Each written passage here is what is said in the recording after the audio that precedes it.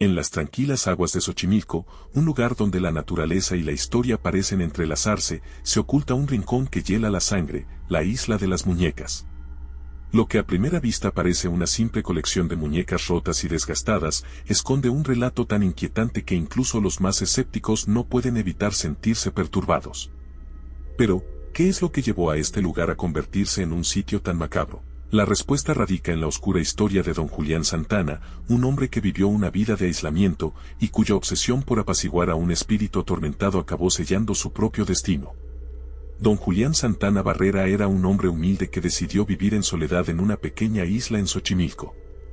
Su vida transcurría tranquila hasta el día en que encontró el cuerpo sin vida de una niña ahogada en los canales. El hecho lo perturbó profundamente, pues sentía que no había hecho lo suficiente para salvarla. Desde ese momento, comenzó a notar extraños fenómenos en la isla, susurros que el viento parecía traer, sombras que se deslizaban entre los árboles y la constante sensación de ser observado. Con el tiempo, don Julián se convenció de que el espíritu de la niña no había encontrado descanso. Para calmar el espíritu, don Julián colgó una muñeca cerca del lugar donde había encontrado el cuerpo. A partir de ese momento, su obsesión creció. Cada vez que encontraba una muñeca en la basura o recibía una como regalo, la colgaba en la isla, esperando que el espíritu se sintiera acompañado y finalmente encontrara paz. Sin embargo, cuanto más llenaba la isla de muñecas, más intensas se volvían las manifestaciones paranormales. Con el paso del tiempo, la isla de don Julián comenzó a atraer a visitantes curiosos. Algunos venían solo por la peculiaridad del lugar, otros por la leyenda que empezaba a formarse en torno a las muñecas.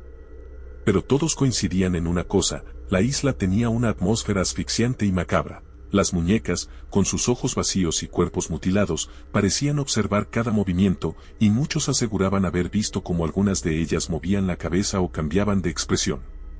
Los relatos de los visitantes se multiplicaron: personas que habían sentido una presencia invisible detrás de ellos, muñecas que susurraban palabras ininteligibles, y la constante sensación de que alguien, o algo, no quería que estuvieran allí. Con cada nuevo relato, la leyenda de la isla de las muñecas crecía, atrayendo aún más curiosos y alimentando la locura de don Julián. El final de don Julián es quizás lo más perturbador de esta historia.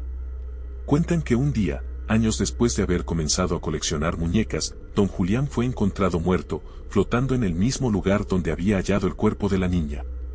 Lo más inquietante es que, antes de su muerte, había confesado a su sobrino que las muñecas lo atormentaban, que ya no podía soportar los susurros y que sentía que la niña lo estaba llamando. Algunos dicen que el espíritu de la niña finalmente cobró lo que consideraba suyo, llevándose a don Julián al otro lado. Otros creen que la soledad y el aislamiento lo volvieron loco, y que su muerte fue un suicidio inducido por la culpa y el terror. Sea como sea, la isla quedó como un macabro recordatorio de lo que sucede cuando se juega con lo sobrenatural. Hoy en día, la isla de las muñecas es un destino turístico famoso, pero no por ello menos espeluznante. Muchos visitantes aseguran sentir una energía extraña al pisar la isla, y algunos incluso han llegado a afirmar que las muñecas intentaron comunicarse con ellos. Los guías locales cuentan la historia de don Julián con respeto y temor, advirtiendo a los turistas que no tomen la isla a la ligera. Este es un lugar donde la frontera entre lo real y lo sobrenatural se desdibuja, un lugar donde cada muñeca cuenta una historia y donde el espíritu de la niña, si es que aún está presente, sigue esperando a que alguien la escuche. Si alguna vez te atreves a visitar la isla de las muñecas, recuerda que no estás solo. Don Julián Santana podría haber dejado este mundo, pero su legado y la energía que desató en esa pequeña isla siguen vivos. Las muñecas, con sus ojos vacíos y sonrisas torcidas, son más que simples juguetes viejos. Son testigos de una tragedia que nunca encontró descanso. Así que, cuando camines entre ellas, escucha con atención. Tal vez, solo tal vez, oigas el susurro del viento que te advierte: no estás solo.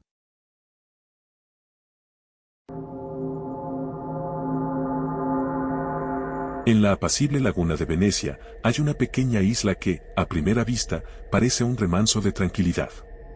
Pero no te dejes engañar por su apariencia serena. Esta isla, conocida como Poveglia, ha sido testigo de tanto sufrimiento y muerte que muchos creen que las almas de los muertos aún deambulan por sus tierras.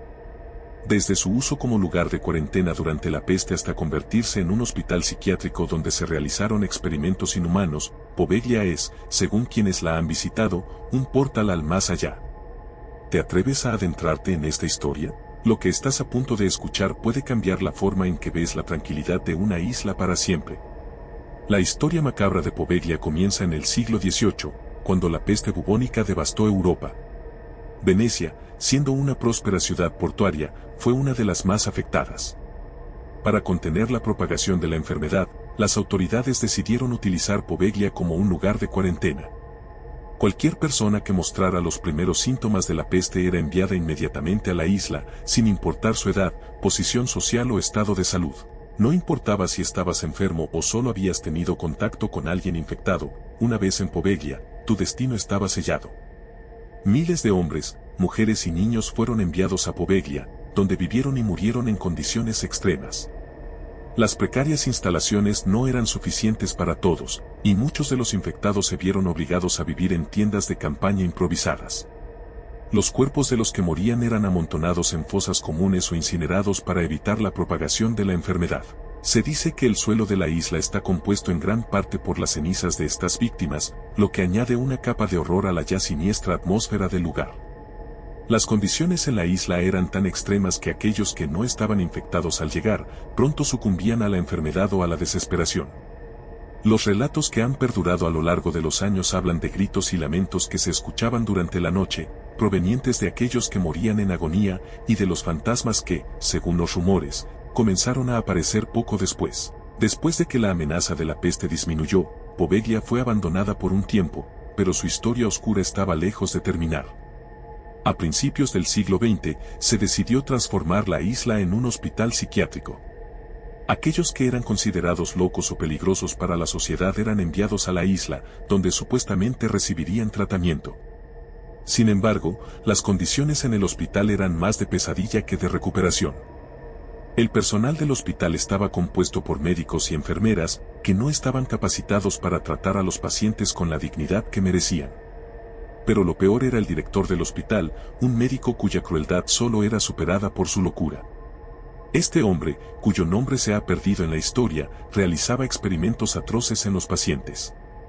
Se dice que practicaba lobotomías y otros procedimientos inhumanos sin anestesia, solo para observar las reacciones de sus víctimas. Los pacientes del hospital vivían en constante terror, no solo por las condiciones en las que se encontraban, sino también por la creciente actividad paranormal en la isla.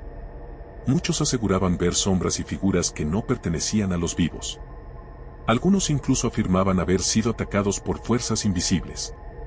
Pero, al estar confinados en el hospital, sus gritos de ayuda no eran escuchados por nadie fuera de la isla. La leyenda dice que el director del hospital, después de años de practicar sus horribles experimentos, comenzó a perder la cordura. Los fantasmas de sus víctimas comenzaron a perseguirlo, apareciendo en sus sueños y susurrándole al oído durante la noche. En su desesperación, intentó escapar de la isla, pero las mismas fuerzas oscuras que había desatado lo llevaron a la torre del hospital, desde donde se lanzó al vacío. Aunque no murió al impactar con el suelo, se dice que una figura oscura lo asfixió, poniendo fin a su vida.